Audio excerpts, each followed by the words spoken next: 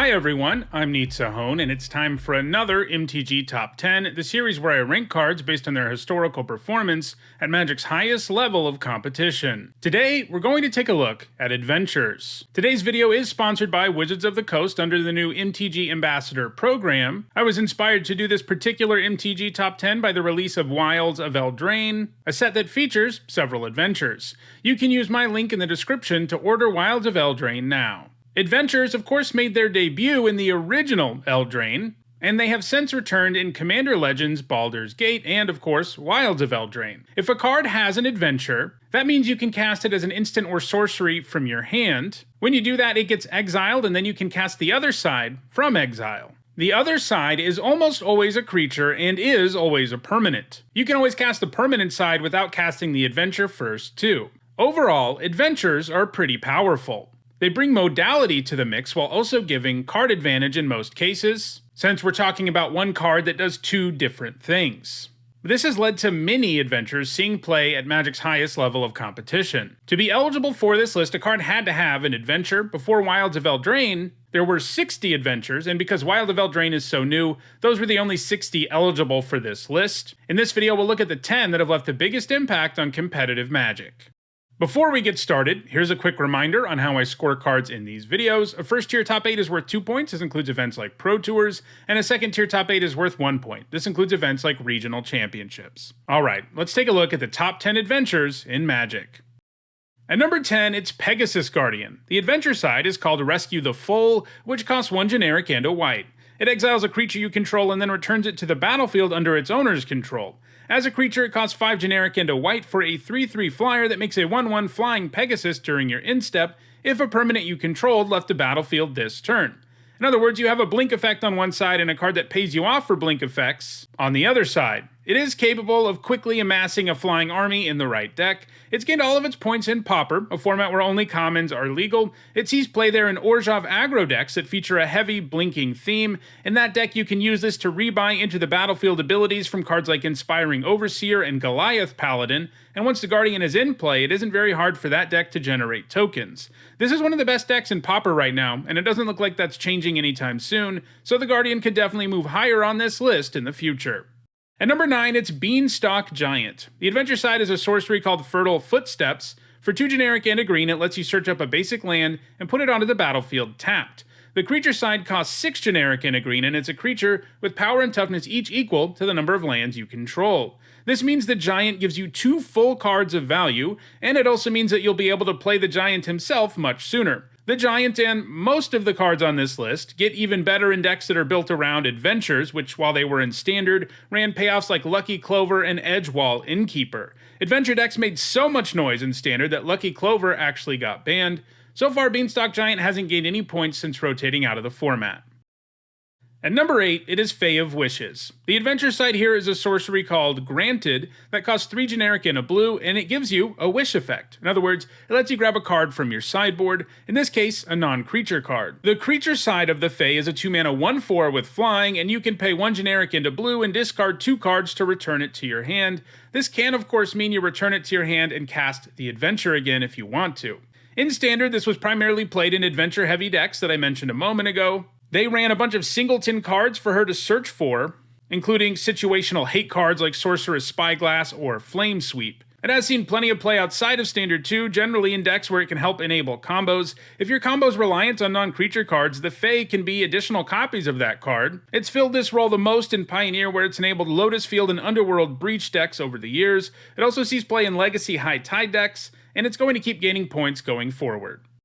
At number 7, it is Emberrath Shieldbreaker. This is a vanilla 2-mana 2/1 as a creature, but it also comes with a really nice adventure called Battle Display, a sorcery that costs 1 red and lets you destroy an artifact. It saw a ton of play in Standard, even as a main deck card, as the format featured many powerful artifacts, including the aforementioned Lucky Clover, Embercleave, and the Great Henge. It has also seen sporadic play in Modern, primarily as a sideboard card, but it hasn't gained any points anywhere since 2021, and Faye of Wishes is likely to pass it in the near future.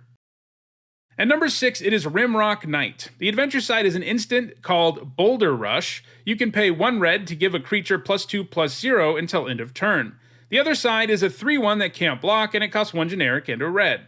This little knight is great for aggro decks because the trick lets you get in for more damage before the hard-hitting 2-mana 3/1 enters the battlefield itself. It can't block, but aggro decks don't really believe in that anyway.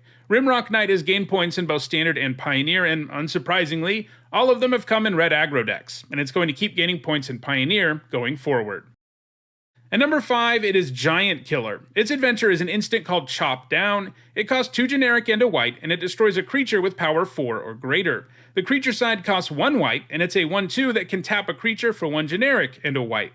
While the removal effect is somewhat restrictive, the fact that you can always just play the Giant Killer as a creature really makes up for that. You have the floor of Master Decoy, and the ceiling is that you get a 2-for-1, which is pretty great.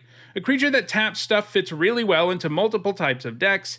In aggro decks that want to curve out, it can help you curve out early, and there aren't many other 1-drop creatures that become removal spells late. In more mid-rangey and controlling decks, you're more likely to find a way to take advantage of the 2-for-1 on a regular basis. In Standard, it saw play in decks as varied as White Weenie and Blue-White Control. In Historic and Pioneer, it's largely seen play in white aggro decks, and I think it's going to gain more points in Pioneer in the future. At number 4, it is Murderous Rider. The Rider's adventure side is an instant called Swift End. For 1 generic and 2 black, it destroys a creature or planeswalker, and you lose 2 life. The creature side has the same mana cost, but it's a 2/3 with lifelink that returns to the bottom of your library when it dies. Obviously, being a straight-up removal spell on one side and a creature on the other means that Murderous Rider is a very easy 2-for-1. It saw a lot of play in Standard and still sees significant play in Pioneer, showing up in a wide variety of black decks in both of those formats, ranging from aggro to control. It gives any kind of deck really great value, so it's hard to imagine it won't be gaining more points in Pioneer. At number 3, it is Lovestruck Beast. The adventure side here costs 1 green, and it's a sorcery that makes a 1/1 token. The creature side is a 5/5 for 2 generic and a green, but it can't attack unless you control a 1/1. Obviously, if you make the 1/1 on turn 1, there's a pretty good chance that Lovestruck Beast will get to ignore its downside and just feel like an incredibly efficient creature. The Beast gained a ton of points in its time in Standard, largely as a result of basically always having a home in the format. This included a variety of traditional aggro decks, like Selesnya, Gruul, and Naya, as well as the adventure decks I mentioned earlier.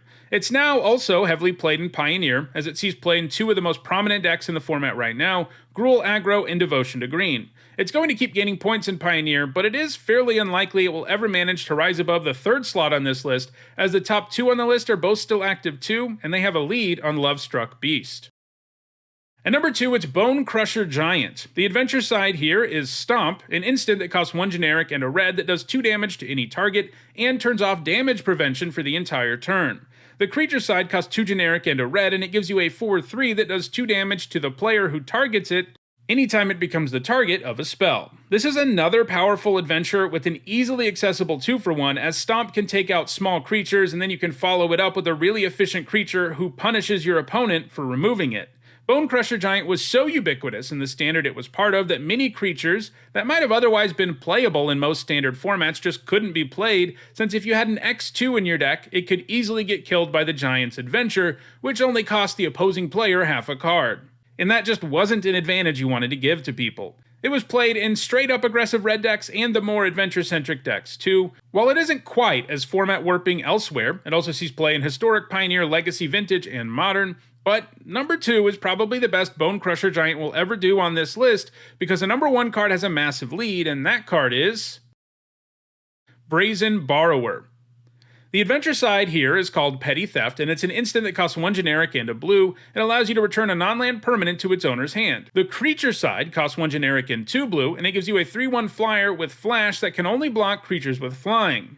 The fact that this can do everything at instant speed is powerful, as if you have 5 mana available, you can bounce something and then cast the Borrower as a very real aerial threat, and you can do it all during your opponent's instep. The Borrower is so powerful that it sees significant play in every single format it's legal in. That's what gives it such a huge edge over Bone Crusher Giant, and that means it's very likely to stay the number 1 card on this list for the foreseeable future. Even with many powerful new adventures in Wilds of Eldraine, it's hard to imagine one of them will be quite as impactful as Brazen Borrower has been. So, those are the top 10 adventures in Magic. Remember, this video was sponsored by Wizards of the Coast as part of the MTG Ambassador Program, and if you want to get your hands on the new adventures in Wilds of Eldraine, use my link in the description. Thanks for watching.